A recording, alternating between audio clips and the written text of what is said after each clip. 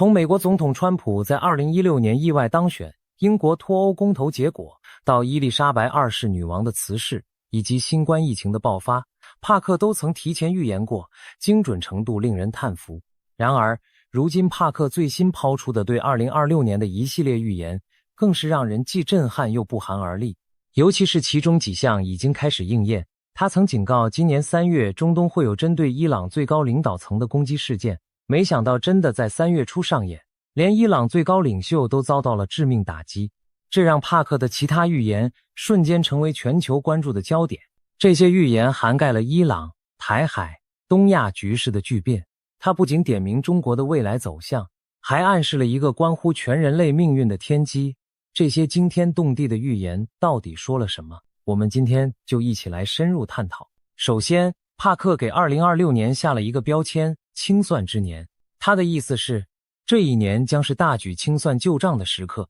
许多过往的谎言和黑幕都将被揭穿，真相大白于天下，各种丑闻和诉讼会层出不穷。我们已经隐约感觉到，全球局势正走到一个临界点。帕克认为这个临界点就出现在2月前后。他特别指出，2月是一个转折。巧的是，2月也是农历新年。今年农历新年一过，便正式踏入了传说中的赤马年。根据中国古老的寓言和民间说法，60年一遇的赤马红羊年往往伴随大劫难，天下大乱。上一次出现赤马红羊年是在1966年前后，那正是文化大革命开始的时期，人祸浩劫席卷神州。60年后的今天，又一个赤马年降临，人们不禁要问，历史会否重演？帕克的种种预言恰与这古老的宿命论不谋而合。今年真会是一场对人类的大清算吗？帕克认为很可能是的。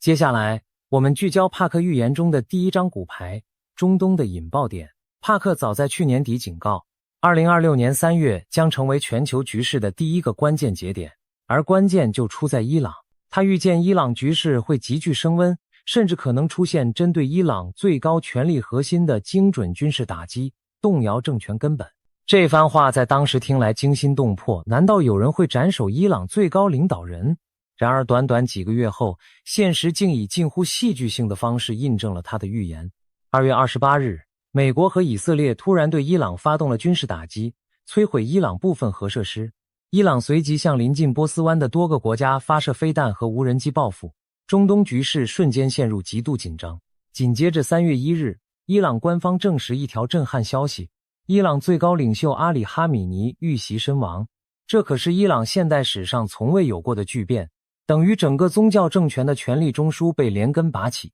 一时间全球哗然。随即人们想起了帕克的警示，他不是早就说过3月会有针对伊朗高层的攻击吗？如今一语成谶，帕克再次成为舆论焦点。事实上，帕克对这场中东冲突的细节也有所描绘。他形容伊朗可能会动用从俄罗斯或中国获得的尖端武器技术，对美国的一艘航空母舰发起攻击，引发舰上重大火灾和伤亡。试想一下，美国海军的巨无霸航母突然中招燃烧，这将会多么震撼。随后美国与以色列定会雷霆反击，对伊朗进行高强度的精确打击。帕克强调，这场冲突不一定会发展成长期的大规模地面战争，更可能是一场速战速决的定点清除行动，用最短的时间瘫痪伊朗的核设施和指挥系统。结果，如他所预言，伊朗的权力核心真的受到了冲击。最高领袖身亡的消息一出，伊朗国内随即爆发大规模示威，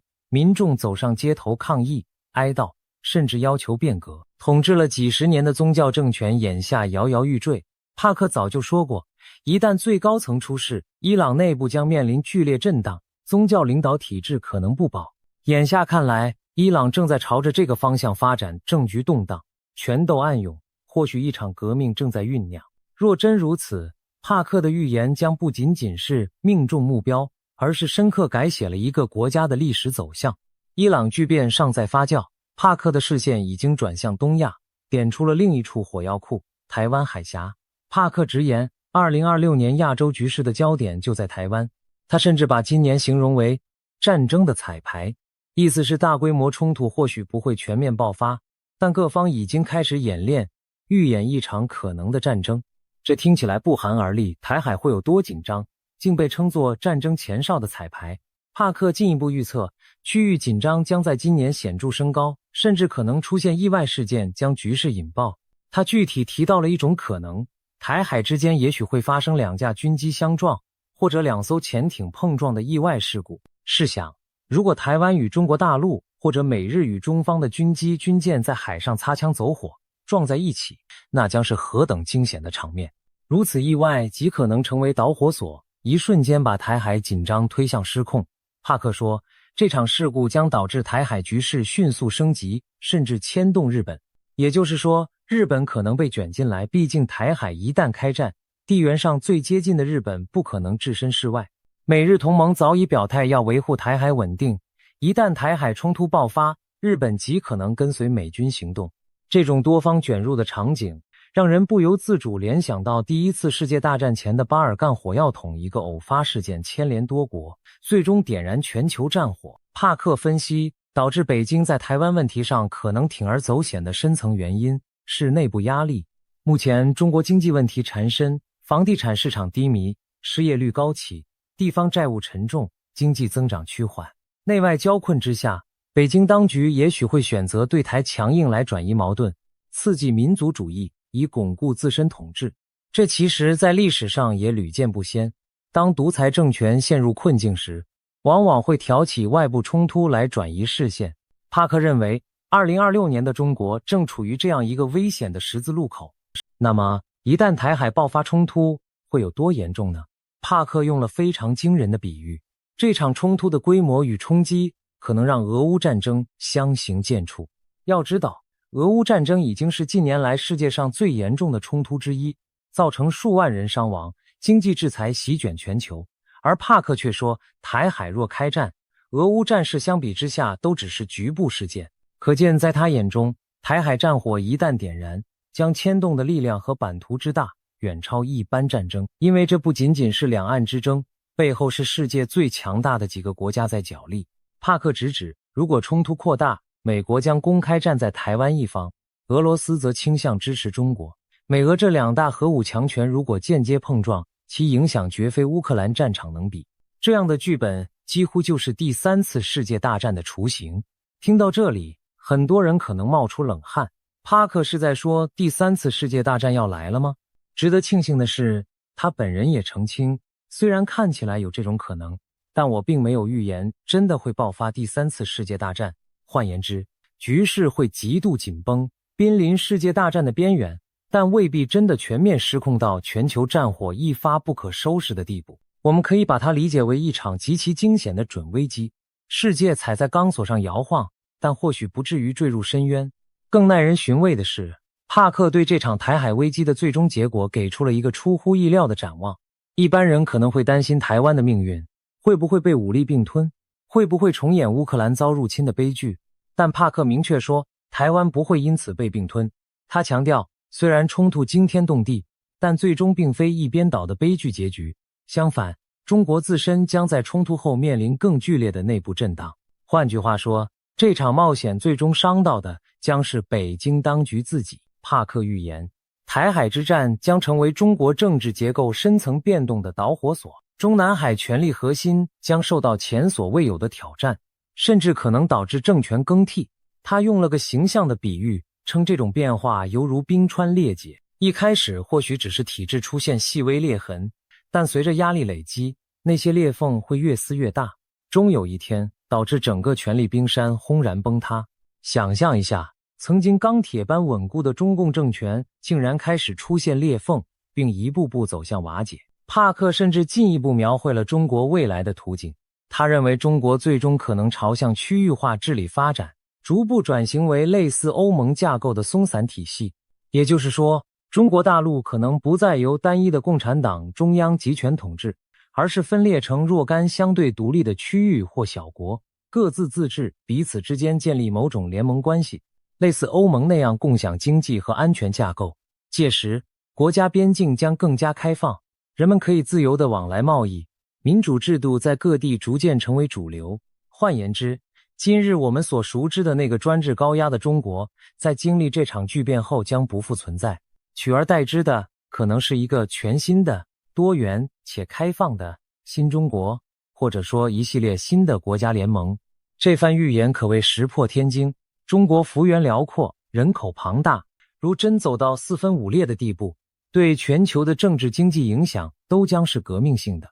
我们回顾历史，上一个解体的巨型政权是苏联，那是在1991年底一夜崩溃，瓦解成15个共和国，东欧地图为之重绘。难道30多年后，我们会看到另一个庞然大物中华人民共和国出现类似的命运转折？帕克给出的时间起点就是2026年，他几乎是斩钉截铁地说，2026年将是这场转折的起点。有趣的是，在中国传统命理中，2026年农历丙午年被一些预言称为赤马年，说是多灾多难、改朝换代之年。帕克的预言竟与这些民间说法不谋而合，不禁让人背脊发凉，又暗暗称奇。如果帕克预测成真，台湾反而安全度过危机，而威胁他的那个庞大政权陷入自我崩解，这可谓最戏剧性的结局。但我们也不要高兴太早，届时核武器的管控、难民潮、内战和人道危机等等，都是实实在在的挑战。所以即便帕克口中的最终走向带有希望色彩，中途的风险仍令人心惊。但不得不说，他为中国和东亚描绘的未来图景，从黑暗走向光明，仍然给人们带来了一丝振奋。或许专制终将倒台，自由终将降临。在预言了传统战争和政局变动后，帕克还提醒世人，另一种无形的战争正在逼近金融领域的黑天鹅事件。他发布了一则红色警报，指出今年3月前后可能爆发大规模的人工智慧 AI 骇客攻击。这次攻击的目标直指全球银行与金融系统。换句话说，帕克担心会出现由 AI 主导的网络战，一场发生在无形网络空间的世界大战。试想，我们早晨醒来，发现银行系统瘫痪，网银无法登录， ATM 提不出现金，股票加密货币市场剧烈震荡，这将造成多大的恐慌？帕克描述的正是这样一种场景。骇客利用先进 AI 攻破银行的防线，盗取资金，摧毁资料库，甚至让整个国家的金融体系停摆。而且不止一家银行，他警告是针对全球金融系统的协同攻击，数位金融和加密货币市场会首当其冲，出现疯狂的波动和崩跌，有点像金融版的珍珠港偷袭，只不过敌人是一串串看不见的代码和 AI 算法。帕克甚至给出了很实际的建议，一定要把电脑中的重要资料做离线的本地备份，这是他在预言中的原话。可见他对网络战的担忧是何等具体而真切。他提醒大家，黑客可能会破坏云端设备，盗取个人资料，所以千万不要把所有资料只存在网上，最好有备份保存在不联网的硬碟中。听到一位预言家如此苦口婆心地教授防范措施，还真是头一次。一般预言多半说个结果就完了，像帕克这样直接支招，快去备份资料，小心你的云端账户的，足见他对这场网络浩劫的重视。也许在他的视野中，这场 AI 网攻几乎板上钉钉，因此才不厌其烦地提醒公众提前预防。不可否认，我们的时代确实存在这个隐患，各国金融体系越来越高度数位化、互联化，一旦爆发大规模网络攻击，后果不堪设想。过去我们经历过银行被害、交易所失窃的案例，但多是局部事件。如果帕克所言成真，今年可能来一场 AI 骇客联合大战，各国央行、商业银行、证券交易所都成为靶子，那将是一场没有硝烟的经济珍珠港，对全球经济的杀伤力或许不亚于一场世界级战争。一夜之间资产归零、信用消失的恐怖，我们谁都不想体验。帕克的预警虽然骇人，但或许也是善意提醒我们未雨绸缪，加强网络安全意识，不要把所有鸡蛋放在数位篮子里。如果更多人因此提高警惕，也许灾难真的来临时，损失能减到最小。除了明枪暗箭，帕克还看到大国间在另一个舞台上的争夺——格陵兰岛的资源战。格陵兰这块常年冰封的广袤岛屿，人口稀少，往日似乎远离地缘政治的风暴中心。然而帕克预测，在2026年，各国将大大强化对格陵兰稀土和石油资源的战略角力。美国、中国以及其他一些大国可能会围绕格陵兰展开激烈的政治经济博弈，甚至不排除出现各方开出高额补偿或投资协议，为的是换取对格陵兰资源的开采权和影响力。这听起来有点像新时代的淘金热。为什么格陵兰会如此重要？因为稀土。稀土元素是现代高科技产业不可或缺的原料，从电动车的电池到军用导弹，稀土无处不在。目前全球稀土供应大部分掌握在中国手中，而格陵兰拥有丰富的未开发稀土矿藏。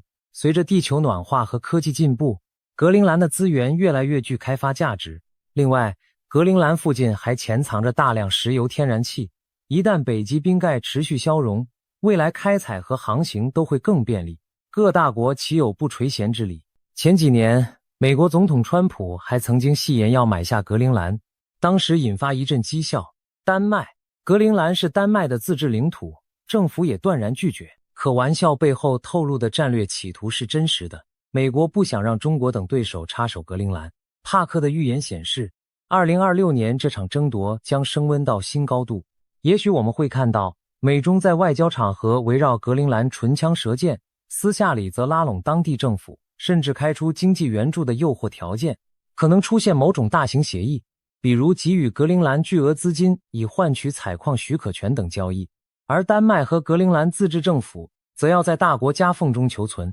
既想发展经济，又怕卷入博弈。这种情节在冷战时期常见于中东和非洲，如今却要发生在极北之地，令人感叹时代变迁。未来几年内，格陵兰这片冰雪荒原或许会成为世界新闻的热点，不是因为冰川风光，而是因为大国博弈的热火朝天。讲完了人祸，帕克接着把目光投向天灾。他特别点名日本，警告2026年8月前后，日本北部地区可能发生重大环境异常事件。这一点也令日本媒体高度关注，毕竟日本人对地震、火山灾害是极为敏感的。帕克引用了古老的预言资料，说这次异常与海底火山活动有关，将会产生大量有害气体，画面就像巨大的毒气云笼罩在天空。这是什么恐怖场景？让我们试着画面感受一下。某座位于日本北方近海的海底火山突然剧烈喷发，但与以往不同的是，这次喷出的大量气体含有剧毒，可能是二氧化硫、硫化氢之类的致命气体，形成滚滚乌云压境。人们看到天边飘来一大片诡异的云雾，闻到空气中弥漫刺激性的气味，随之而来的是喉咙刺痛、呼吸困难。大地没有震动，但空气却变得不可呼吸。这样的场景仿佛末日电影，让人毛骨悚然。如果真有毒气云袭来，日本将不得不疏散大量人口，可能会出现短暂的无人区。对农业、渔业、交通影响更不用说，飞机航班可能停飞，船只绕道，大气环流，甚至可能把有害物质带到邻近国家。尽管听上去匪夷所思，我们也并非全无先例可循。前年汤加的海底火山大爆发，除引发海啸外，也喷出了大量气体直冲平流层，对全球气候产生影响。日本本身更是火山众多，像富士山、阿苏山都潜伏巨大能量。北部邻近的千岛群岛海域、北海道近海也有许多活跃的海底火山。如果今年真如帕克预言的那样出现异常喷发，引发毒气危机，那将是日本乃至东亚前所未见的灾难。帕克的这个预警无疑是要提醒日本和周边国家对自然的警惕一刻不能松懈，因为老天爷也许正在酝酿一场大考验。更巧合的是，就在帕克预言日本灾难的同时，另一位占星师朱蒂伊·帕特里也提到，今年下半年国际上一些领导人可能面临安全风险。帕克本人更是直接点明了2个重量级目标，一个是美国总统川普的家族成员，另一个是印度总理莫迪。这就不得了了。川普家族当然以川普本人为核心，近年他卷土重来参与政治，支持者众多，但敌人也不少。莫迪则是当今世界最大民主国家印度的领袖，也是在国际舞台上举足轻重的人物。如果这两方有人在今年遭遇不测，无论是暗杀也好，意外也罢，都将震动全球政坛。帕克之所以提及，想必不是空穴来风，他可能在通灵状态中看到了某些针对知名领袖的阴谋或危险情境，因此才特别警告。我们无法得知细节，但不难想象，动荡的年代，连权贵都难保平安。对比历史，每当国际局势动荡时期，领袖遇刺或下台的事件往往此起彼伏。就拿上一次赤马年1966年前后来说，美国的甘乃迪总统刚刚遇刺身亡，发生在1963年末，但其后影响巨大。而60年代末又有小甘乃迪、金恩博士等人陆续遇刺，当时是冷战与社会动乱交织的年代。而帕克暗示今年下半年也许潜藏相似的腥风血雨，这不能不令现任各国领导人绷紧神经。毕竟在大变局时代，谁都没有绝对的避风港。在一连串黑云压城般的预言之后，我们不禁要问，未来真的毫无光明可言吗？战争、灾难、暗杀，看似充满死亡与绝望。然而，帕克的一大特点是在预言灾劫的同时，总会给出一线希望。他相信劫难并不可怕，因为大灾过后就是大福，这次也不例外。帕克预言中最让人欣慰的一部分是关于人类在医疗科技领域将迎来重大突破。他认为2026年将是医疗科技蓬勃发展的一年，特别是在癌症和糖尿病这两大医学难题上，人类可能取得革命性的进展。我们都知道，癌症被称为绝症，每年夺走数以百万计生命，糖尿病则是慢性杀手，困扰全球数亿人。而帕克相信，得益于人工智慧的助力，今年科学家们将加速破解这些疾病的治疗之道，为无数患者带来福音。试想，也许在某个实验室， AI 正在帮助研究人员分析海量数据，从而发现一种前所未见的抗癌新药，或是 AI 协助设计出精准编辑基因的方法，可以一次性治愈糖尿病。这并非天方夜谭，近年来人工智慧已在医药研发中展现威力，例如 AlphaFold 系统预测蛋白质结构，让新药研发快进了一大步。帕克的乐观预测正是基于这股科技迅猛发展的势头。他预见2026年将有实质性的医疗成果问世，而不是纸上谈兵。也许我们会看到癌症5年存活率大幅提升的新疗法，公众能用上首批根治某类糖尿病的特效药等等。对饱受病痛折磨的千万家庭来说，这将是无价的礼物。想象的画面，在纷乱世界的一隅，医生微笑着对病人说，你的癌症指标已经消失，可以痊愈出院了。另一边，一位糖尿病患者惊喜地发现，自己不再需要每日注射胰岛素，因为科研团队研发的细胞疗法令他的胰脏功能恢复了。这些温暖人心的场景，仿佛黑暗中点亮的烛光，驱散着恐惧。没错，帕克要告诉我们的是，即使在最混乱的年代，进步与希望也从未停步。人类的聪明才智依然在努力，用创新和爱心对抗死亡与疾病。这或许正是上天留给我们的后路。当我们在战场上互相厮杀时，也不要忘记了去拯救生命，治愈痛苦。只要还有这样的善念与成果，人类就不会真的堕入绝境。最后，帕克把时间线拉得更长远，展望2030年前后的世界。他强调，2026年的动荡只是一个过渡的开始，并非世界末日。随着2030年的临近，旧有的国际秩序将逐渐崩解，一个全新的时代将诞生。在经历战火与混乱的洗礼后，人类社会可能走向更加透明、更加重组的新秩序。这听起来有点抽象，让我们试着把它讲清楚。帕克认为，这几年的巨变会彻底动摇我们习以为常的权力格局和思想观念。一些长期掌权的独裁者会接连垮台，他提过独裁者将排队倒台，压制许久的真相会陆续大白，人民将看清许多欺瞒和谎言。在这种巨浪淘沙的过程中，新兴的领导力量会涌现出来。这些新领袖可能是在动乱中脱颖而出的改革者，也可能是深受民心、主张变革的人。他们将携带着更新的思想，比如重视合作而非对抗，强调诚信透明而非欺骗隐瞒。整个世界的价值取向会发生转变，人们历经磨难之后，反而更加珍视和平与真相。帕克的这番长远预言，其实蕴含着一种人类精神的觉醒。经历大劫难之后，人们会开始反思，到底什么才是重要的。我们过去所争夺的一些东西，权力也好，利益也罢，或许在灾难面前不值一提。相反，家庭、传统、道德这些基本价值，才是支撑我们走过黑夜的力量。在今年早些时候的通灵直播中，帕克透露他不仅依靠千里眼能力，还参考了中国古老的易经进行预测。他说，易经给了他一个家庭的卦象，他解读为价值观的回归和精神觉醒。这耐人寻味，家庭是社会最基本的单位，象征着亲情、信任与传承。帕克似乎在暗示，经历战乱和动荡的人类，最后会发现还是回归家庭与传统才能找到出路。我们或许会重新重视起那些被快节奏现代生活忽略的东西，与家人共聚的时光，对先贤智慧的尊重，对文化与信仰的坚守。当大厦倾覆，我们终于明白脚下土地的珍贵；当假偶像崩塌，我们才回头寻找最初的信仰。所以，帕克所说关乎全人类的天机，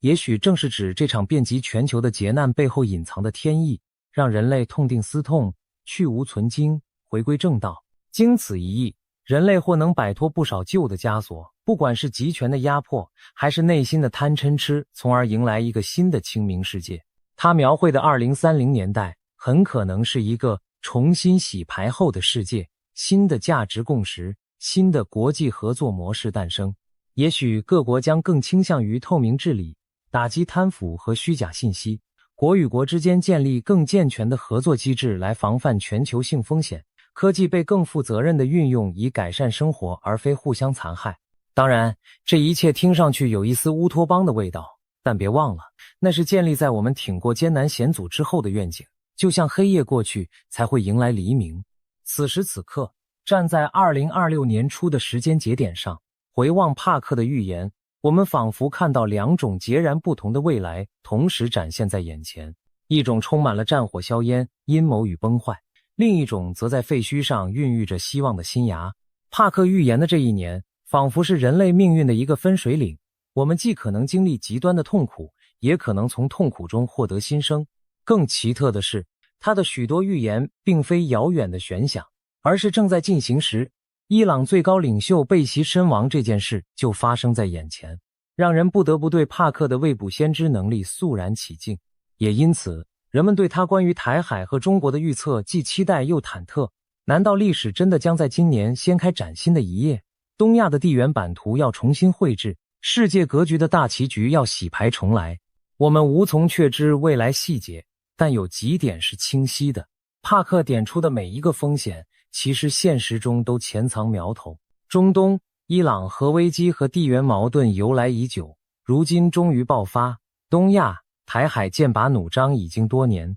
台湾问题国际化，美中对抗加剧，日本也开始强化军备以防万一。网络安全领域，近年 AI 技术飞速发展，攻防态势升级，各国早就担心未来的数字战争、资源争夺，从南海到北极，大国竞争遍地开花。自然灾害方面，气候变化导致极端事件频仍，日本去年才经历超强台风和地震，今年谁又敢掉以轻心？凡此种种，帕克的预言并非凭空杜撰，而是对现实趋势的某种极致延伸与升华。如果我们把它们当作一种警示，也许能提前做些准备和抉择。当然，作为预言，它终究不是铁口直断的命运宣判，我们完全可以把帕克的预言视作一面镜子，来审视我们人类自身的处境。这面镜子告诉我们，假如我们继续被仇恨、贪婪和谎言支配，灾难的确会接踵而至。但如果我们能及时警醒，停止那些将世界推向深渊的行为，或许悲剧就能减轻甚至避免。一念天堂，一念地狱，抉择权其实在我们每一个人手中。帕克曾提到，他也咨询了印度等地的预言家，他们很多人正在为世人祈祷，希望神明能阻止最坏的灾难发生。这句话意味深长，预言的目的也许不是让人坐以待毙，而是唤醒善念和行动，借由人的努力去改变本来可能降临的不幸。或许真正的天机就在于人类有自我拯救的潜能，预言只是提前揭示了某种可能性，但并非要我们束手等死，而是提醒我们该往更好的方向去努力。经历疫情，我们明白了团结合作的必要；目睹战争，我们懂得了和平的可贵。在黑暗将近未尽之时，假如我们能痛定思痛，选择宽容、理性与爱，也许就能把帕克描述的毁灭性结局引向光明的转机。总而言之，帕克这一次曝光的预言内容可谓涵盖广泛，影响深远。从伊朗的腥风血雨到台海的风高浪急，从金融网络的暗战到极地资源的明争，从日本天降异象的警报，到全球医疗突破的喜讯，再到旧世界崩解，新时代曙光出现的人类转折，这些看似杂乱无章，其实织成了一张复杂而宏大的命运之网，把2026年到2030年前后的世界走向串联起来。一部分预言已经在我们眼前上演，其余的正在地平线上隐隐浮现。我们这一代人可能真的要亲历一场改变历史的巨浪，是福是祸，或许要等尘埃落定后才能盖棺论定。然而，无论你是否相信预言，眼下的世界确实处于一个多事之秋。我们每个普通人都置身于时代的洪流中，不能完全掌控大局，但至少可以调整自己的心态和行动，保持对资讯的敏感和判断，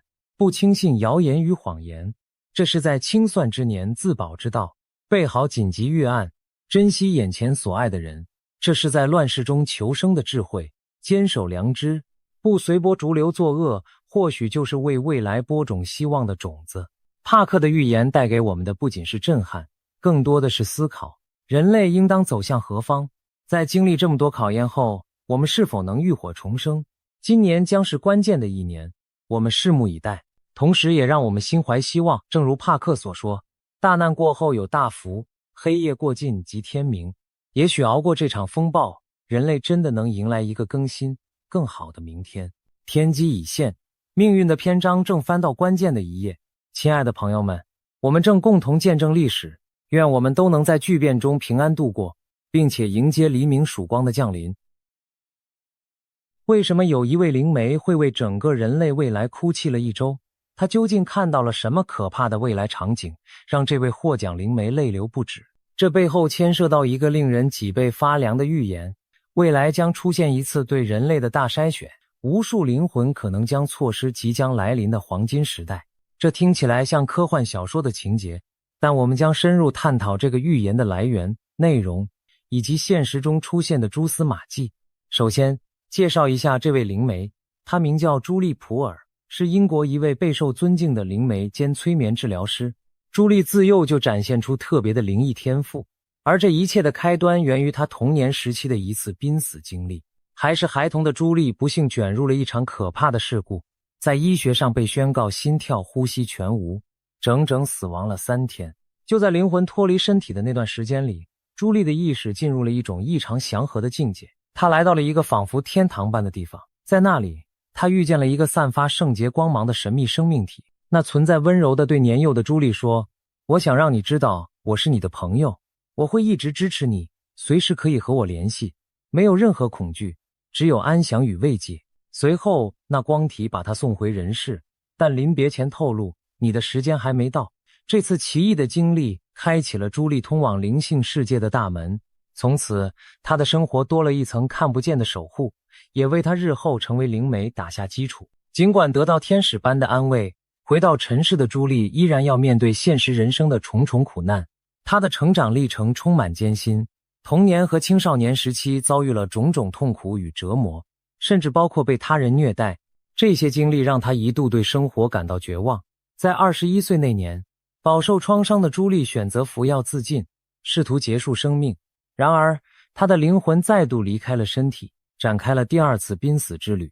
这回，她的灵魂来到了一个更高层次的空间，宛如真正的天堂。在那里，朱莉游历了3天之久，期间遇见了许多天使与守护灵的存在。她感到前所未有的自由与解脱，仿佛回到了真正的家。但当朱莉告诉那些天使自己想要留在那里时，天使们却微笑着摇头，温和而坚定地告诉她：“不，你现在还不能留下，你的使命还未完成。”接着，天使们向朱莉揭示了一个关于她自己的惊人秘密：为什么她这一生遭受那么多磨难与痛楚？原来，朱莉的灵魂在来到世间之前，就自愿选择将3世的痛苦浓缩在今生承受。换言之，她要在短短一生中学习和经历其他灵魂可能要3次转世才会遇到的苦难。天使坦言，这将是极其艰难的课题，甚至连他们当初都警告过她，这种挑战对人类而言近乎难以承受。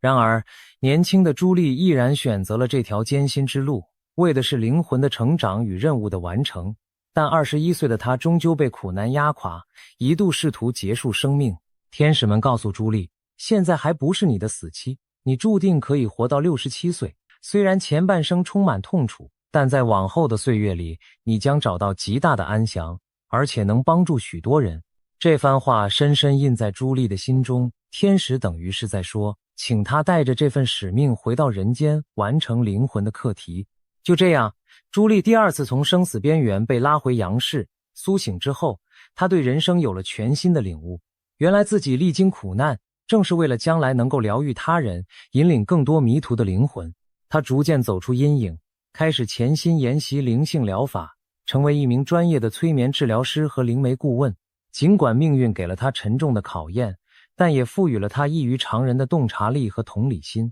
或许正因为走过地狱般的痛楚，朱莉比谁都更珍惜生命，怜悯众生，也更渴望寻找人类苦难的解答。多年来，他以自己的灵性能力帮助了无数陷入困境的人。然而，他心中一直隐隐觉得自己肩负着更大的使命尚未完成，那就是向世人传达一个重大讯息。终于，这个使命在近期浮出了水面。在2024年，朱莉参与了一个名为《死后的世界》（Life After Life NDE） 的节目，分享了自己的濒死体验。然而令人震惊的是，在讲述个人经历之外，朱莉还抛出了一个关乎整个人类未来的预言。她透露了一个天使告诉她的重要讯息：人类即将进入一个前所未有的黄金时代。这不是神话传说，而是一个真实可能到来的未来时期。而且天使们还给出了清晰的时间表，从2012年至2032年，这20年间是黄金时代的开启阶段，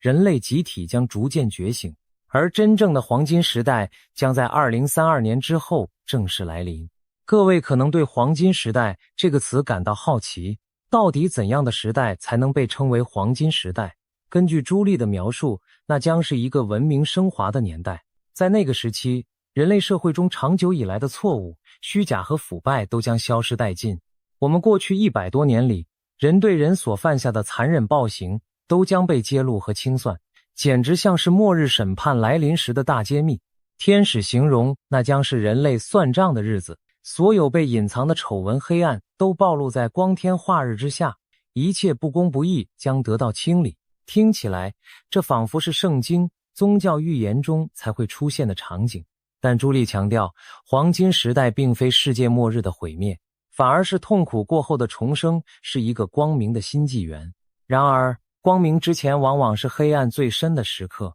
天使也让朱莉看到了通往黄金时代前人类必须经历的一段巨变期，这正是让她痛哭流涕的未来景象。在黄金时代降临之前，这个世界将迎来一场前所未有的大筛选。所谓大筛选，可以理解为对整体人类的一次巨大考验与淘汰，就像考试前夕的筛选或汰弱留强。在这场过程中，无数的灵魂可能无法通过考验，最终错失进入黄金时代的机会。换言之，并非每个现在活着的人都能成功跨越这段动荡。看到黄金时代的黎明，朱莉当时亲眼目睹了这种惨烈的未来图景，许多人在动荡中倒下、消失，仿佛整个人类在经历一场痛苦的蜕变。有太多的灵魂最终没能迎来新纪元的光辉，而是被困在黑暗或被淘汰出局。正是这幅场景让他难过不已。据说朱莉在这次遇见未来之后，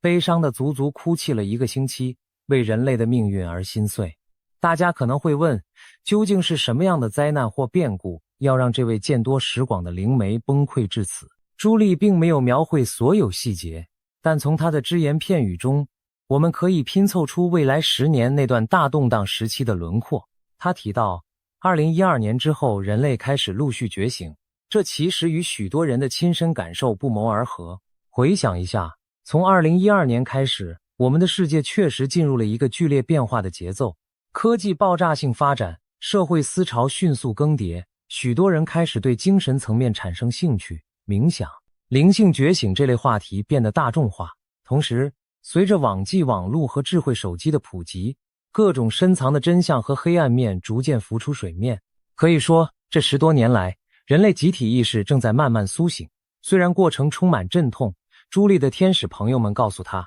现在我们感受到的种种混乱与撕裂，其实只是序幕而已。真正的大戏，或者说大搅动即将登场。根据朱莉的预言，从现在起直到2032年这几年，将是人类经历大搅动、大清洗的阶段。在这段期间，世界可能会陷入前所未见的混乱与巨变。值得注意的是，另一位来自印度的顶尖灵媒尼基杜塔最近也提出了几乎相同的时间表。尼基同样是一位备受瞩目的灵性人士，他天生具有通灵和遥视能力，甚至曾受邀协助警方调查悬案。尼基公开警告说，有关2026年至2032年的各种预言，现在听到的有80%都是错的。这句话耐人寻味，他的意思是，许多耸人听闻的世界末日预测其实并不准确，人们不需要恐慌于那些玄乎的预言。然而，这并不代表未来风平浪静，相反，真正的真相也许更颠覆我们的想象。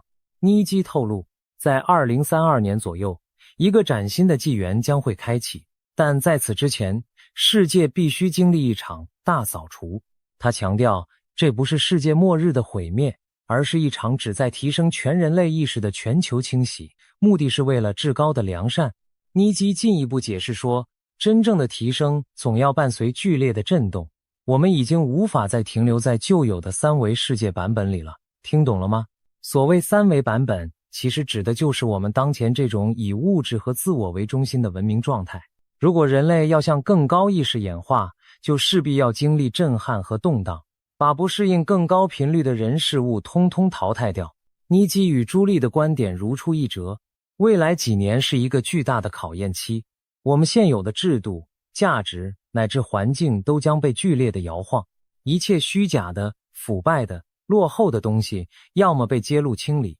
要么在震荡中自行瓦解。那么，这场大扫除或大筛选究竟会以何种形式展开呢？朱莉和尼基都没有明说具体事件，但我们可以推测几种可能性，而且正在发生的现实已经给出了一些线索。首先，很可能会出现更多的天灾人祸。过去几年，我们已经见识到一系列令人不安的事件，全球性的疫情、大规模的战争阴云、极端气候频传、经济秩序动荡。2020年的全球大流行病让整个世界按下了暂停键，数百万人因此离世，经济与社会受到冲击。接着地缘政治紧张升级，战争与冲突的威胁从未消退。而在自然方面，剧烈的气候异常和灾害成为新常态，超强飓风、野火、洪水、干旱不断刷新纪录，地震和火山活动也有增加趋势。科学家警告说，如果人类不改变轨迹，地球正迈向第6次生物大灭绝，那意味着大量的生命将从地表抹去。想想看，这是否正吻合了大筛选的意象？大自然本身或许会成为筛选的手段之一。如果我们继续破坏环境，执迷不悟，环境崩溃带来的灾变将毫不留情地淘汰掉许多不敬畏自然的灵魂。诚然，天灾无情，但或许这也是地球母亲的进化过程。在剧烈的气候灾难中存活下来的人们，势必更懂得与自然和谐共处，为黄金时代树立正确的生活之道。除了自然灾害，人祸与社会动荡恐怕也在所难免。我们可以预见，在未来的转型期内，现存的许多腐朽体制将走向崩解，例如政治领袖的更迭、集权政权的垮台、积重难返的经济体系出现崩盘等等。当真相大白于天下时，一些国家和社会内部可能会经历剧烈的震荡和清算。这听起来很可怕，但想象一下，如果那些隐藏多年的黑幕，比如政府的秘密计划、金融体系的黑手操作、大企业的丑闻、人权侵犯等等突然被曝光，人们的愤怒将如何宣泄？近年来，我们其实已经看到苗头，例如跨国的丑闻调查、资料泄露事件此起彼落，大众对既得利益者的信任不断下降。或许再过不久，一些惊天的秘密将彻底撼动整个社会秩序。一时之间，旧有的权威坍塌，人们茫然无依，社会陷入混乱，这都是很可能发生的。在混乱中，难免会伴随暴力和冲突。当旧世界瓦解之际，一部分人也许会紧抓着过去的信念不放，他们拒绝改变，恐惧未来，于是可能以仇恨和攻击来面对改变。他们之中有些人将自取灭亡，无法跟上人类意识提升的脚步。相反的，也会有许多人在乱世中醒悟，选择团结互助，顺应新的浪潮。这就像大海啸来袭，有人徒劳地与浪潮对抗而被吞噬，有人则懂得趁势乘风破浪生存下来。大筛选之下，人性的善恶与智慧将受到终极考验。那些沉迷于自私、仇恨、贪婪的人，可能真的会被自己的业力反噬，失去继续前行的资格。而那些秉持爱与正直的人，将在艰难中脱颖而出，迎接新纪元。在预言中，朱莉还特别提到了一个让人意想不到的元素——外星智慧。她声称，其实外星人早已存在并且造访地球许久了，只是一直以来掌权者在极力掩盖这些事实。她预言，随着科技发达，人人手握摄影设备，加上网络资讯传播迅捷，未来会有越来越多不明飞行物和外星生命的目击证据被公诸于世。那些曾被视为阴谋论的 UFO 事件将获得实锤，甚至政府可能不得不公开承认他们隐瞒多年的外星接触真相。更令人震撼的是，朱莉提到，如果人类企图做出真正失控且自我毁灭的举动，比如发动全球核战争，外星高级文明会现身介入，制止我们毁灭地球。也就是说，人类并不孤单，一直有更高智慧在暗中关注。我们就像叛逆期的孩子，而外星文明宛如隐藏的长者，必要时会出手相救，避免我们走向不可挽回的结局。其实，关于外星力量干预核武的传闻并非空穴来风。过去几十年里，不少退役军官声称在核武基地见过 UFO 干扰导弹系统的现象。他们描述，有不明飞行物一度让核导弹启动倒计时，又将其神秘关闭，防止了一场核灾难。这些故事未被主流证实，但如果属实，正好印证了朱莉的说法，在关键时刻，或许真有高级文明守护着地球，不让我们走上毁灭。当黄金时代到来时，人类很可能正式与这些来自星辰的朋友接触，从此迈入星际文明的行列。想象一下，那将是何等壮丽的图景！没有战争威胁，人类内部和谐共处，并且与外星邻居成为朋友，一起探索宇宙的奥秘。然而，达到这一步之前，我们必须先挺过眼前的暴风骤雨。大筛选的过程注定充满苦难与泪水。朱莉之所以痛哭，一方面是因为她预见了人类将承受巨大的集体创伤，无数生命将在变局中逝去，这种场景对她而言极其震撼和悲痛。另一方面，她也为那些灵性上无法跟上变革步伐的人感到深深惋惜。在她看来，每一个灵魂原本都有机会迎来新时代的洗礼，可惜有些人执迷于旧有的思维与执念，最终将与黄金时代擦肩而过。这有点像老师看着一群学生，本来大家都有考上好学校的潜力，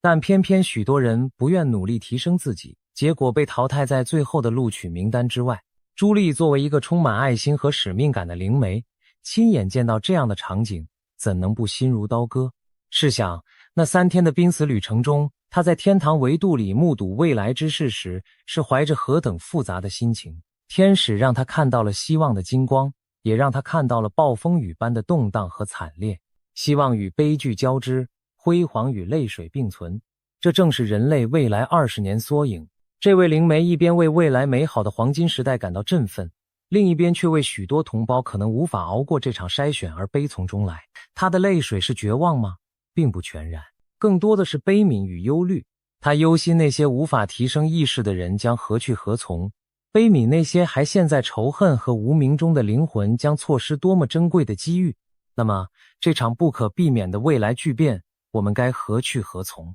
预言固然惊人，但预言的意义不在于吓人，而在于给人警醒与指引。朱莉和妮基这些灵媒之所以将讯息公诸于世，就是希望我们提前做好准备，调整自己的身心频率，以迎接未来的大考。所谓身心频率，听起来悬，其实很简单，就是我们的思想、情感和行为所处的能量状态。如果一个人整天充满负面情绪，沉迷仇恨、嫉妒、贪欲，那他的能量频率就很低，与黄金时代的高频能量格格不入。在大筛选的震动中，低频的人可能更容易陷入恐慌、疾病乃至暴力，最后被乱流吞没。相反，如果一个人努力提升自我，心怀善意与真诚，追求真理与灵性觉醒，那他的频率就是越来越高，高频的人面对巨变时会相对冷静，有直觉引导他们避开灾难，并且能团结互助，与周围的人共度难关。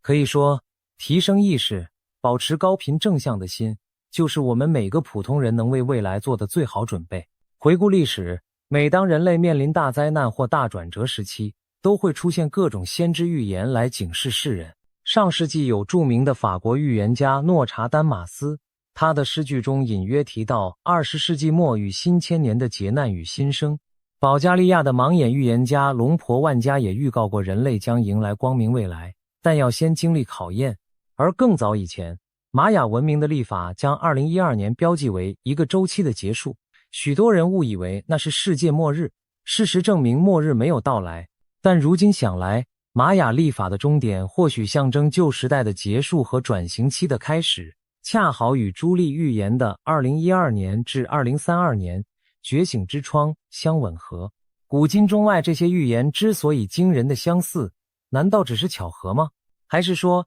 人类的潜意识早已隐约知晓这场大考正在接近，所以在不同的时代、不同的文化都表达出了类似的预警？再看看东方的智慧传统，在印度教的宇宙观里，时间被分为4个轮回的时代，其中最后一个是充满斗争与黑暗的卡利时代 Kali Yuga， 之后将重回第一个黄金纪元 Satya Yuga， 完成轮回。许多灵性导师相信，如今我们正处于卡利时代的尾声，即将迎来新一轮的黄金纪元，这与朱莉等人的讯息何其相似。此外，西方占星学也指出，我们正从双鱼座时代过渡到宝瓶座时代。宝瓶座时代强调人文关怀、知识启蒙、团体合作，听起来像不像朱莉口中的黄金时代？种种迹象表明，不管你相信与否，人类文明正站在一次伟大的转折点前。当然，预言毕竟还只是预言，或许有人心存怀疑，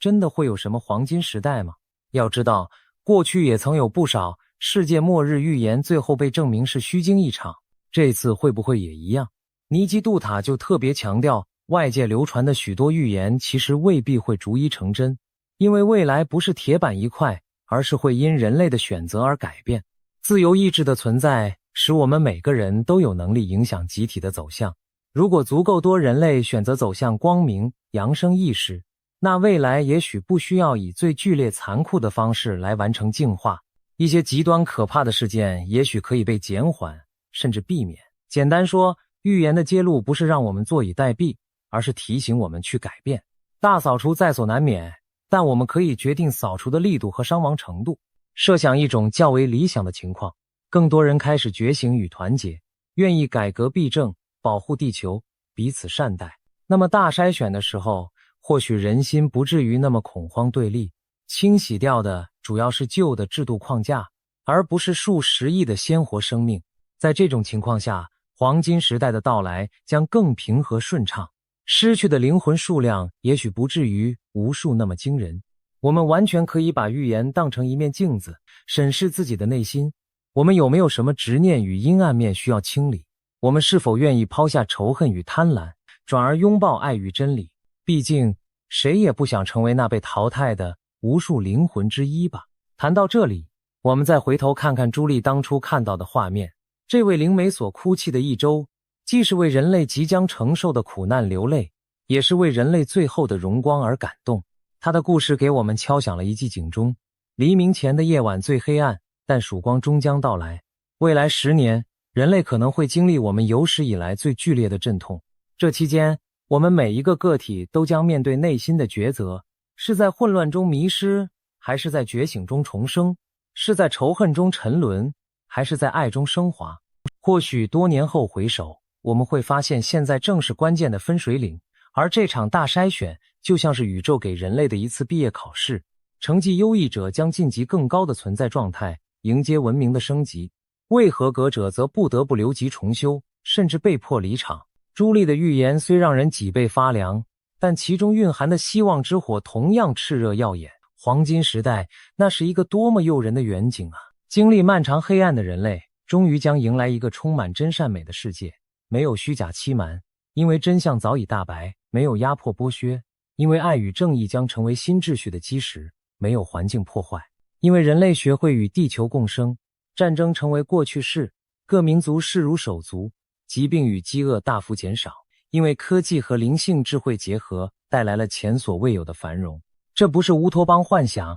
而是每个古老信仰中对未来美好时代的共同期盼，如今透过灵媒之口再次唤醒我们内心深处的渴望。最后，我们不禁要问，这个预言会实现吗？我们真的会在2032年后跨入黄金时代吗？答案只能交给时间去验证。但有一点可以肯定，未来由我们当下的选择所塑造。我们可以选择无视灵性的呼唤，继续在物欲和纷争中沉迷，那最终的结局也许如预言中悲观的一面，无数灵魂被历史的巨轮碾过，留下惨痛的教训。也可以选择从现在开始提升自己，关心他人，改善社会，为地球的疗愈出一份力。那么黄金时代就不再只是幻想，而会成为我们亲手创造的明天。也许有一天，当我们的子孙回顾这段历史转折，他们会庆幸先人们做出了正确的抉择。朱利普尔流下的眼泪，既是对人类的怜爱，也是对未来的寄望。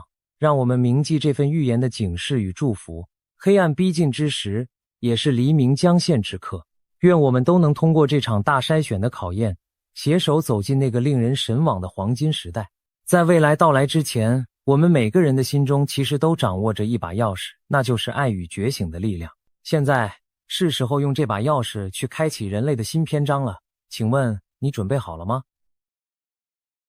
试想一下，在短短一天之内，整个世界突然按下了暂停键，所有航班全面停飞，天空中没有一架客机轰鸣，所有道路拥堵不堪，高速公路上汽车接二连三地撞成一团，城市陷入一片黑暗与混乱，医院的停尸房里塞满了猝不及防的遇难者。这可不是灾难电影的桥段，而是某天清晨我们可能面临的现实场景。更可怕的是，这一切变故仿佛在24小时之内突然降临，让全球同步瘫痪。听起来像天方夜谭吗？但如果这一刻真的到来，你准备好了吗？这并非耸人听闻科学的警告，历史的先例以及神秘的预言都在敲响着警钟。在这致命的一天里，我们熟悉的文明秩序会瞬间瓦解，飞机无法起飞，正在空中的航班被迫紧急降落，甚至失去联系，地面的列车和汽车全部停驶，一辆辆撞在一起，公路变成废铁牧场，电力系统大面积瘫痪，手机和网络彻底中断，城市陷入伸手不见五指的黑暗，警报声此起彼伏，医院无法运转，救护车困在路上，人们惊恐地待在原地，与外界失去联系，只能从收音机断续的杂音中拼凑世界末日般的景象。这就是全球空域关闭，交通瘫痪，停尸房爆满的画面，仿佛末日降临的一天。一个日出之前还繁华喧嚣的文明世界，在日落时分竟变得死一般沉寂。如此极端的场景真的可能发生吗？究竟是什么样的灾难，可以在一天之内将地球变成一座失控的孤岛？为了找出答案，我们需要从历史的片段和科学的推演中抽丝剥茧，一步步逼近真相。事实上，人类并非没有体会过大范围交通停摆的滋味。历史上的几次事件，尽管规模不及全球，但也让部分地区的天空与道路瞬间安静，成为未来更大灾变的缩影。911恐袭事件，2001年9月11日，美国本土遭受前所未有的恐怖攻击。当天早晨接连发生的飞机劫持和撞楼惨剧震惊世界。为防范更多袭击，美国政府史无前例地下令全美领空关闭，所有民航班机紧急降落或返航，美国境内的航班全面停飞长达2天之久。原本繁忙的机场变成空荡荡的停机坪，广袤天空中看不见一架民航客机的身影，数万名旅客被迫滞留在陌生城市。人们这才意识到，只要命令一下，一夜之间航空交通可以完全静止。911事件后，美国人第一次亲身体会到现代空中交通网络可以如此脆弱。那短暂的几天仿佛让时间凝固，亦是人类首次在国家级范围内按下航空业的停止键。冰岛火山灰危机2010年4月，冰岛的埃亚菲亚德拉火山猛烈喷发，滚滚火山灰随风飘散，短时间内覆盖了大半个欧洲的天空。火山灰云对飞机发动机具有极大危险，于是欧洲各国只得紧急关闭领空。短短几天内，从伦敦、巴黎到法兰克福，20多个国家的主要机场陆续停摆，超过10万架次航班被取消，数百万乘客行程泡汤，滞留在异乡机场。欧洲上空从未有过这般寂静，往日川流不息的繁忙航线，此刻空无一机，停机坪上的客机整齐排开，却没有任何一起飞的动静。这场火山灰造成的航空大停摆持续将近1周时间，航空业损失数十亿美元。而人们更关心的是，区区一座火山就能瘫痪整个欧洲的空中交通，那如果灾难再大一些，范围再广一些呢？新冠疫情封锁，2020年初爆发的新冠病毒疫情同样让全球交通体系经历了一次前所未有的急刹车。随着病毒蔓延，各国纷纷限制旅行和边境出入，不到几周时间，国际航班锐减大半，知名航空公司停飞绝大多数航线，世界各地的机场陷入一片死寂，大批飞机长期停放在停机坪上蒙尘，繁忙的城市道路上也变得车稀人少，许多国家实施严格封锁令，公共交通几乎停顿。虽然疫情带来的交通瘫痪并非瞬间发生，而是逐渐蔓延，但仅用了1-2个月，人类就亲眼见证了现代交通网络如何如多米诺骨牌般整体崩垮。连锁反应之下，航班取消，港口关闭，地铁停开，计程车停运，仿佛人为按下了全球的暂停键。这次经历让我们明白，当危机足够严重时，政府和社会会毫不犹豫地关停交通系统，以求自保。而现代人引以为豪的流动性竟是如此不堪一击。中东战火蔓延，就在不久前的2026年初，中东地区的剧烈动荡再次证明了空域关闭离我们并不遥远。2月下旬，美国和以色列对伊朗发起军事打击，导致波斯湾局势急速升温。短短几天内，伊朗、以色列、伊拉克等交战相关国家先后宣布领空禁飞，连带着周边的卡塔尔、科威特、巴林等多国出于安全考量也紧急关闭领空。全球最繁忙的几座中东转运机场，如杜拜国际机场、卡塔尔哈马德机场等，被迫全面停航，数以千计的航班临时取消。在短短24小时内，原本川流不息的国际航线突然大乱，飞往中东的班机凌空折返，飞越该区域的远程航班不得不绕飞，导致欧洲、亚洲的航班大面积延误，大量旅客被滞留在机场，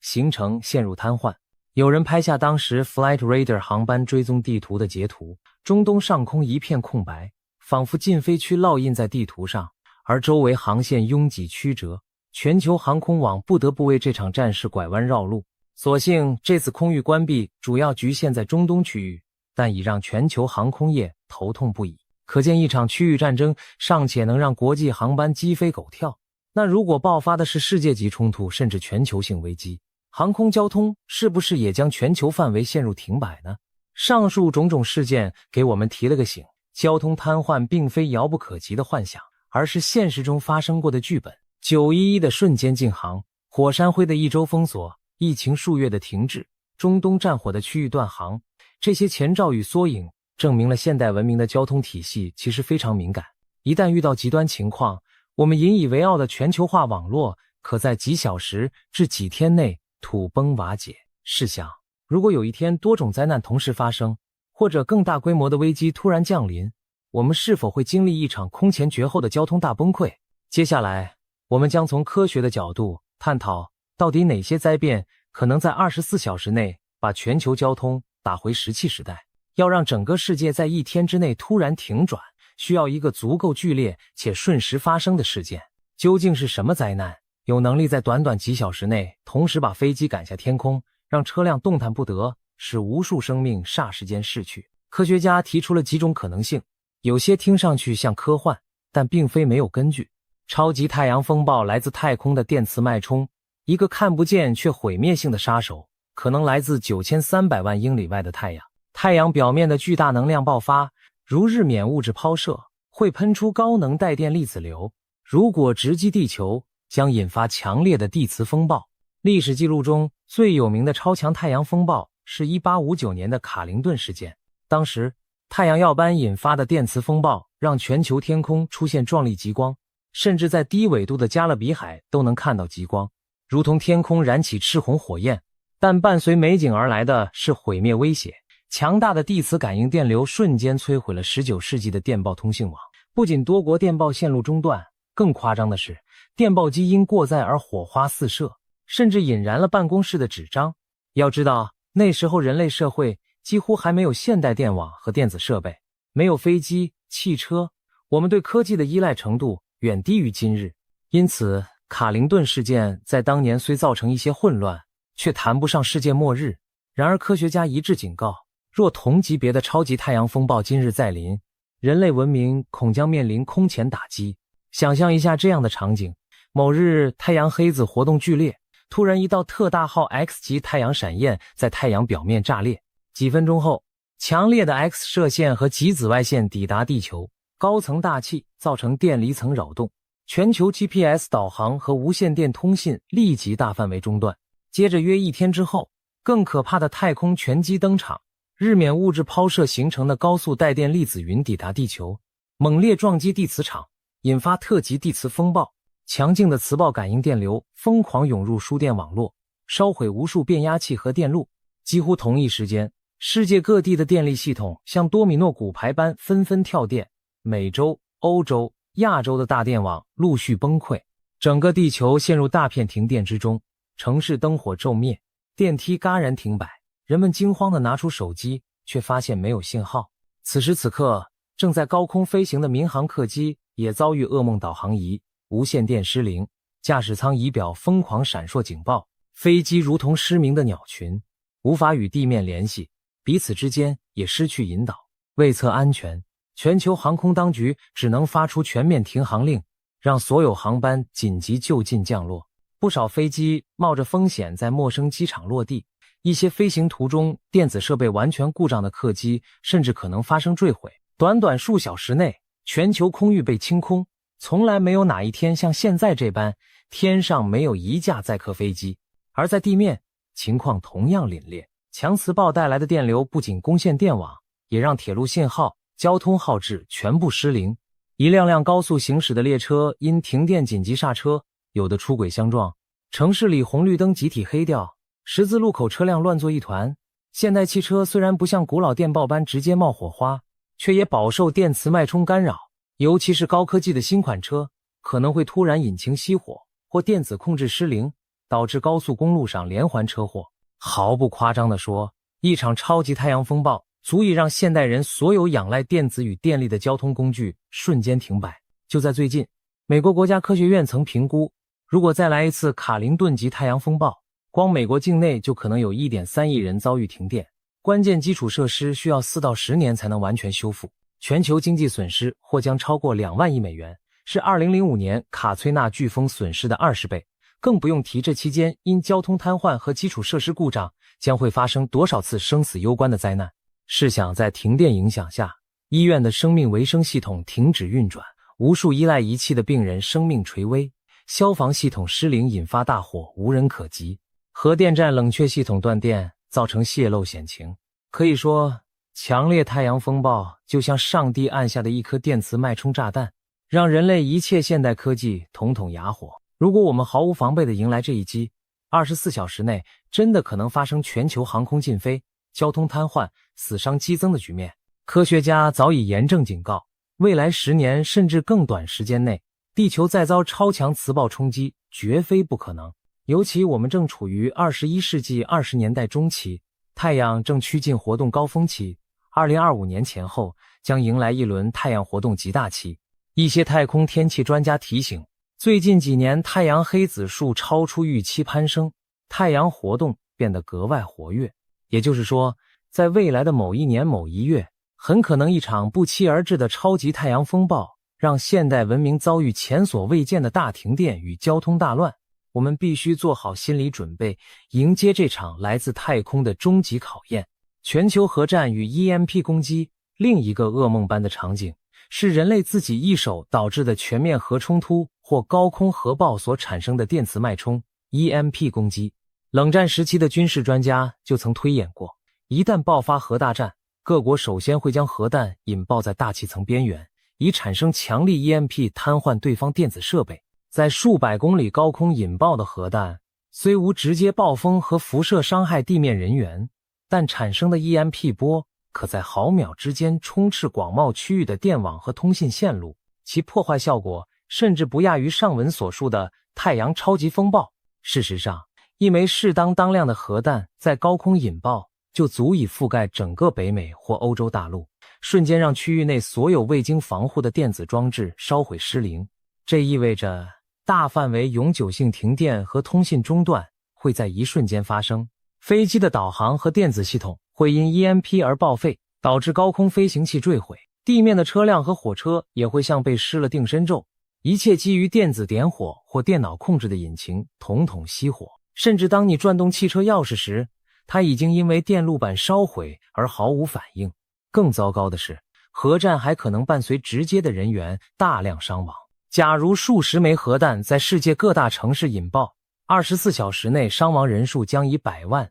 千万级增长，无数遇难者来不及安葬，停尸房爆满，乃至无法统计罹难者。同时，各国政府基于军事戒备会立刻关闭领空，所有民航机全部停飞，以避免被误击或卷入战场。城市中实行戒严令，坦克和装甲车开上街头，普通民众被要求留在家中，不许出门。回想二战末期广岛长期遭受核打击时的情景，那只是区区2颗原子弹，就让日本全境铁路停运，运输体系陷入瘫痪。而一场全球规模的核武冲突，其毁灭性将上升无数倍。如今各大国核库存的威力足以毁灭地球几次。若真不幸引爆，人类建设数百年的现代文明将在一天内倒退几百年。虽然全面核战是最不愿想象的末日场景，但在国际局势动荡的今天，并非毫无可能。任何擦枪走火都可能引发连锁反应。因此，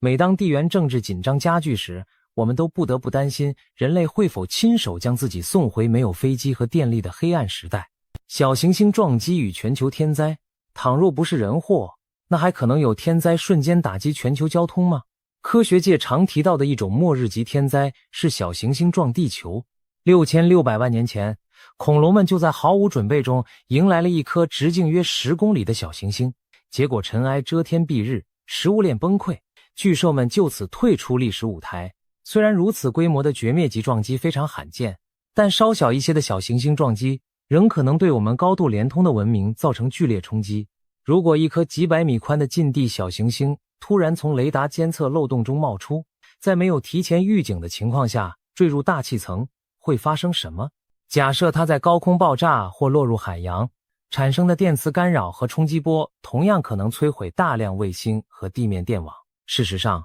有研究指出，陨石高速掠过大气层时会形成强电流，和 EMP 有类似效应。同时，冲击波犹如无差别的大地震，足以摇碎机场塔台，震毁公路桥梁。若是落海引发超级海啸，沿海港口城市将瞬间遭遇灭顶之灾，全球航运供应链中断，公路铁路也因基础设施被冲毁而无法运作。虽然这类灾难发生概率极低，但一旦发生就是灭顶之灾。别说交通瘫痪、停尸房爆满，甚至可能导致整个国家乃至全人类社会的结构解体。因此，各国才投入巨资研发太空望远镜，监测近地天体，生怕出现盲区杀手。如果有朝一日警报真的响起，一颗大型小行星将在24小时后撞击地球，那我们大概也只来得及做一件事：停下一切日常秩序，准备迎接末日。届时，全球航班会立刻全部停飞，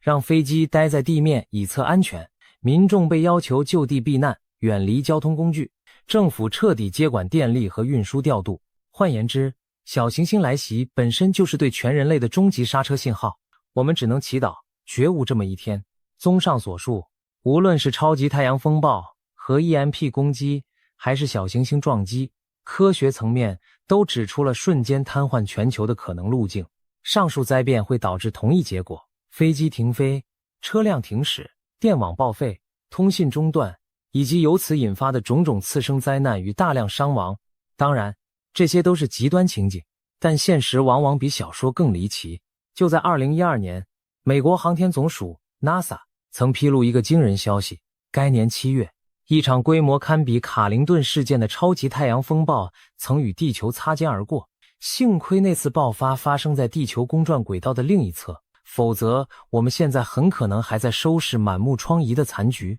当科学家频频发出警告，当种种极端情节在我们时代越来越可能上演，我们有必要认真思考，如果末日24小时真的降临，人类将何去何从？然而，科学之外还有另一种警示的声音，那就是来自古老预言和现代灵媒的神秘信息。我们不妨再换个视角，看看许多流传的末世预言中是否隐约描绘过如此惊心动魄的场景。从圣经启示录到诺查丹马斯四行诗，从远古的玛雅预言到近代的班加加加盲眼龙婆预言，历史上不乏对世界末日或巨大转折的预言。这些预言中有不少提到过大灾变和人类的浩劫时刻，尽管真伪难辨，他们往往提供了一种超出科学范畴的视角，或许冥冥之中有人在向世人示警。近年来，随着地球问题不断累积，气候、战争、瘟疫此起彼伏，种种末世论调再次流行起来。在众多声音中，有一个名字格外引人注目，波尼 Pony。 这位被称为圣经时钟专家的预言研究者，因多次发表惊人之语而广为人知。他结合圣经历史周期和现代事件走势，提出了一系列对未来的推测，其中就包括对我们探讨的这场全球灾变的紧急警告。波尼警告说，一场如同全球加强版911的巨变即将到来，而且发生时可能毫无征兆，瞬息发生。他形容这将是前所未有的震撼事件，全地球80亿人都会同时见证神迹般的巨变。简单来说，波尼认为人类正逼近一个历史的分水岭，你的人生将被分为之前和之后2个阶段，发生在这分水岭那一天的大事，将让世界彻底改观，再无回头路。这番话听上去近乎末日宣告，那么波尼口中的史诗级事件究竟是什么？他并未明确点出具体形式，但从他多次谈话中的线索可以拼凑一二。在2025年9月的一次节目中，波尼引用圣经中的故事做比喻，他说，这次全球震动将比摩西过红海，比死亡天使降临埃及，比一夜歼灭18万亚述大军还要巨大。这些圣经典故可不简单。过红海是指上帝让以色列人在绝境中脱困的神迹，死亡天使降临则是出埃及记中第10灾，上帝派天使一夜之间击杀埃及所有长子，令法老屈服的事件。歼灭18万敌军出自列王记，讲的是上帝派天使一夜灭了亚述王西拿基利的18万大军，拯救了耶路撒冷城。伯尼的意思是，即将到来的这场灾变，其规模和戏剧性将超越历史上任何一次神迹与灾难。他甚至强调，这将是史上最大震动，全球性的超级911，没有人能错过它。换句话说，不管你身处何方，这件事发生时你都会感同身受，被深深震撼。这不正对应了我们开篇描绘的那种全世界同步停止的场景吗？波尼等于是在预言，一场来自神的干预将瞬间令全球现有秩序瓦解，大批邪恶势力被清算，人类将被迫集体觉醒。波尼的预言细节更是令人不寒而栗，他提到死亡天使已经降临人间，这让人联想到圣经中那位夜里飞过埃及夺走长子性命的天使。如果此番死亡天使再临，而且是全球出动，会发生什么？波尼直言，到时你将看到街上遍地是遗体。在他的描述中，似乎真有那么一夜之间，成千上万的人突然倒下死亡，场景如同古埃及长子之死的灾难重演，只不过范围扩大到全世界。这不禁让人想到一些广为流传的民间传说，如3日黑暗的末日预言。在天主教和民间预言圈中，所谓3日黑暗指的是未来某个时刻，全球将陷入持续3天的绝对黑暗，期间魔鬼和邪灵肆虐，人们若离开屋舍就会遭不测，只有点燃祝福过的蜡烛祈祷才能幸存。而3日过后，邪恶将被清除殆尽，光明再次降临世界。波尼的说法与这传说如出一辙，大量作恶之人将在短时间内被天谴淘汰，好人坏人将被区别对待。他甚至明确指出，这次将是上帝对世界的介入清算，要震动80亿人，唤醒世人远离邪恶。如同当年上帝降下灾难，迫使法老放走以色列人，如今他要让现代人从魔鬼编织的全球奴役体系中解放出来。波尼借用了启示录的名词，称我们当下处于神秘巴比伦崩塌的前夜，即全球邪恶统治系统行将瓦解，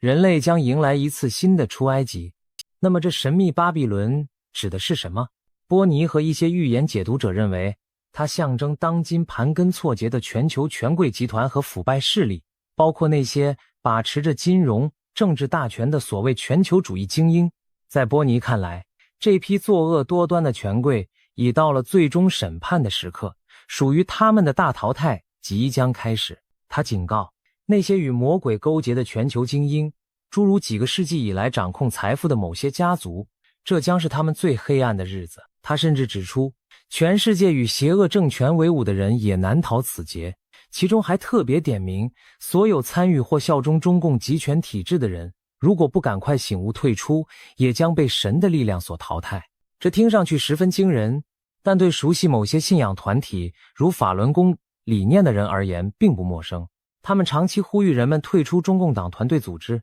所谓三退，以免日后陪共产邪灵一同灭亡。如今波尼的预言似乎印证了这一点，站在邪恶一边的人将被打上兽的印记，而遭神清算；反之，正直善良、敬神信神的人将得到庇护，在劫后余生。有种说法是，末日来临时，善者如同门楣上有羔羊血记号的以色列家，死亡天使会掠过不侵，而恶者将如埃及长子般被收割。波尼的话颇有这种意味。除了波尼，还有其他来自不同领域的预言也令人毛骨悚然的不谋而合。譬如有盲眼龙婆之称的保加利亚预言家巴巴万加巴巴万嘎，虽已于1996年去世，但他留下的许多预言近年来频频被拿出来对照。其中一项预言提到，2025年世界某处一座沉睡的千年火山将突然爆发，震撼整个人类文明。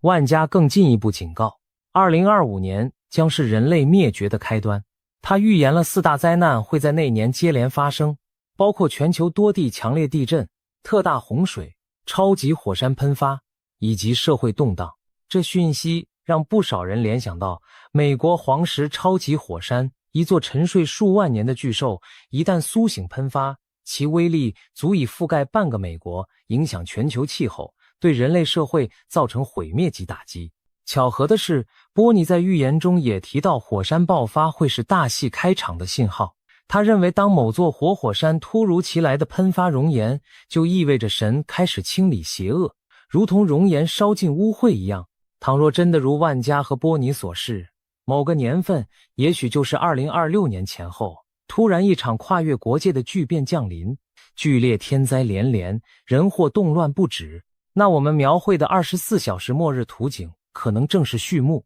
届时，各国会不会戒严断航？各大城市是否陷入黑暗混乱？一切都与我们今天的推演惊人的吻合。更让人毛骨悚然的是，波尼多次暗示这场全球巨变的时间窗口。他特别提到几个关键日期：9月22日至24日，并强调夏末秋初。在9月21日夏天结束之后，他建议人们赶紧拿笔记下这些日期，因为先知们反复强调这几天将发生无法逆转的大事。波尼甚至指出，好莱坞多部末日灾难片中都隐约出现了9月22到23日的彩蛋，例如电影《末日倒数》设定小行星在9月22日撞击地球，《神秘代码》中太阳耀斑毁灭地球的日子也是9月22到23日，还有深海末日出现9点22分的关键时刻，仿佛流行文化早已埋下，预示夏末9月的某几天，人类将迎来翻天覆地的改变。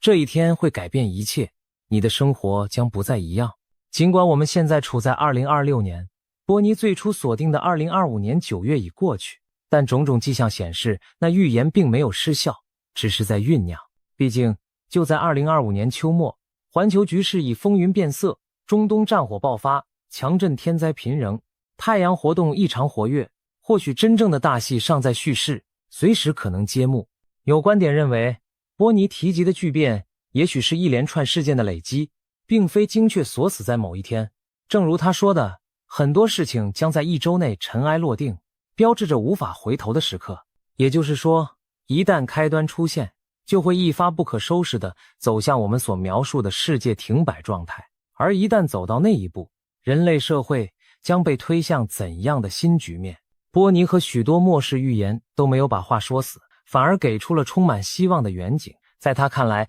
这场史诗级震荡虽以混乱和清洗开始，但最终将迎来人类史上最辉煌的10年。邪恶势力倒台后，财富与权力将重新分配。他提到会出现规模巨大的财富转移，例如以白银为代表的资产价格暴涨，全球腐败金融体系土崩瓦解，诚实善良的人反而受益。这与许多宗教预言契合，黑暗过后是黎明，新世界将重建在更公正的基础上。波尼甚至说2025年将是一切改变的起点，随后的10年会以你无法想象的辉煌方式展开。如果他的话成真，那么我们经历的这一场全球性暂停将不仅仅是灾难，更是旧秩序向新纪元过渡的必要阵痛。诚然，预言从来都有其模糊性，对未来的描述可能经过象征润色，不宜逐字解读。但当科学和预言在某种程度上殊途同归地指向大变局将临时，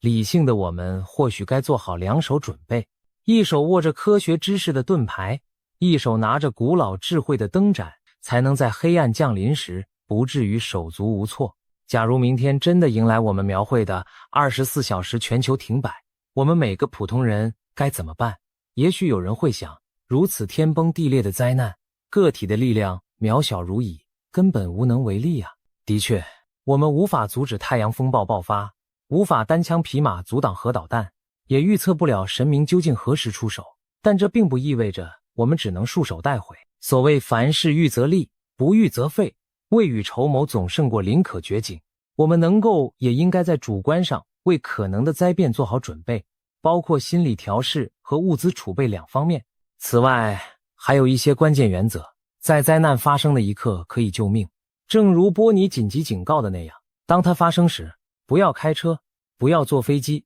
待在原地。这句话看似简单，却极其重要。我们细细分析，不要开车，无论是电磁风暴还是戒严动荡，在大灾变降临时，开车上路绝不是明智之举。首先，如果是电力系统瘫痪或 EMP 事件，车辆极可能抛锚失控，你开着车很可能中途熄火，停在路上进退不得。更糟糕的是，在路上的你还可能被别的失控车辆撞上，发生严重车祸。即便没有电子故障，大灾难来临时，道路也往往拥堵混乱，人满为患。回想2022年乌克兰战争开打时，基辅城内逃难的人潮把道路塞得水泄不通，车辆几乎原地不动。又如大地震时，公路桥梁可能断裂，开车反而把自己困在危险地带。因此留在原地，躲避2次伤害，比开车乱跑生还几率更高。不要坐飞机，如果灾变已经开始，千万不要再心存侥幸去赶什么航班了。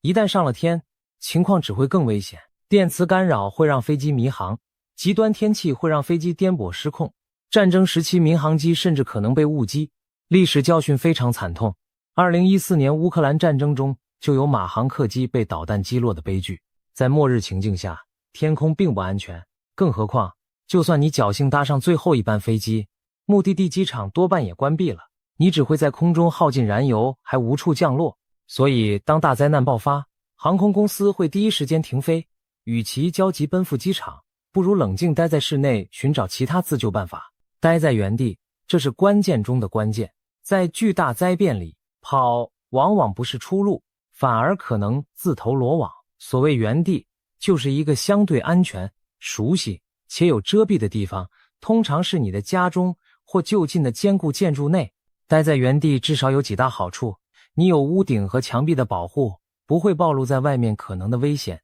如坠物、暴徒、毒气等。你身边有一定的生活物资储备，哪怕是家中厨房和饮水，也比在外流浪强。你熟悉环境，知道逃生路线和避难空间，比如室内最结实的承重墙边或地下室。如果预言中的3日黑暗降临，更是千万不能外出。传说中黑暗期间出门者将遭厄运。就算不迷信预言，现实角度讲，大灾变初期，外界充满未知风险，你盲目前进，还不如静观其变，等待消息。很多时候，秩序会在灾后逐步恢复，军方和政府会展开救援行动。如果你安全待在家，活下来的几率反而更高。试想，假如真出现街上遍地遗体的可怕场景，那些遗体多半属于灾时乱跑乱闯的人，而那些坚守原地并保持镇定的人，反而更可能平安撑到救援到来。除了行为准则，我们还可以在平时就做一些物资与技能准备，提高末日来临时的生存概率。首先，储备一定的紧急物资是明智的，在家中备一个应急生存包，里面包含3到7天所需的瓶装水、干粮、医药用品、手电筒、收音机、蜡烛、火柴等，这些东西在关键时刻救人一命。当电力中断时，手电和蜡烛可以照明；当自来水停供时，瓶装水就是你的生命线；当网络电话不通时，一台老式电池收音机也许能让你收到外界广播信息，了解事态发展。还有家庭应备的创可贴、消毒药水、常用药品，万一受伤或生病时能自行简单处理。备粮方面，选择那些不需加热烹调也能食用的食品，如压缩饼干、即食罐头、坚果、干粮等等。如果有条件，也可以准备家用应急电源或小型发电设备，以备短时间照明和给手机等设备充电使用。这些准备听上去像危言耸听，